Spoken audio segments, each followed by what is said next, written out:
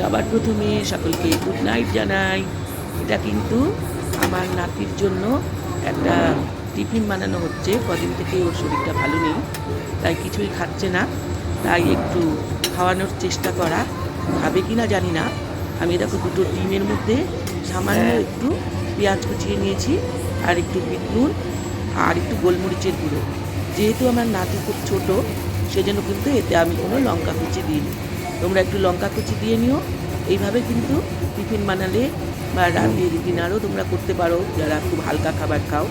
এ দেখো আমি খুব হালকা তেল দিয়ে, একটু সাদা তেল দিয়েছি আমি প্যানের মধ্যে, দিয়ে একটু অল্প হালকা হালকা ফ্রাই করে নিচ্ছি। এখন খাবে কি না জানি না, তবু একটু প্রচেষ্টা, যদি একটু খায়।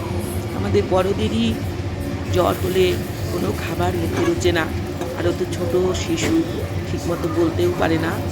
তবে না খেয়ে খেয়ে থাকলে কারি বা ভালো লাগে বলো? তাই একটু চেষ্টা, যদি একটা টুকরোও ওর মুখে দেওয়াতে পারি। জানি না খাবে কি না, দেখি খায় কি না। আমি এগুলো দেখো হালকা করে ভেজে নিয়েছি। এবার ভাই তুমি খাবে? তুমি পাউরুটি টোস্ট খাবে? খাবে? আচ্ছা তোমাকে দিচ্ছি, একা একা খাবে। হ্যাঁ, খেয়ে বলবে তো ভালো হয়েছে কি না। কেমন হয়েছে আমার সোনা খেয়ে বলবে। হ্যাঁ ভাই, তুমি খেয়ে বলবে। হ্যাঁ, দিনাকে খেয়ে কিন্তু বলতে হবে।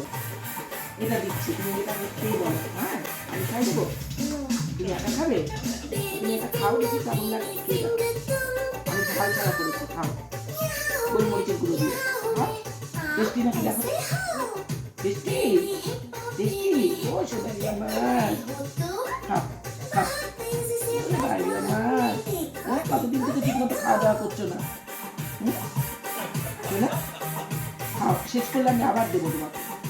খাও। আমার ভাইয়ের মুখে ভালোই লেগেছে। আমার ভাই খাওয়া শুরু করেছে, দেখি এখন কতক্ষণ ওর ভালো লাগে। খাও।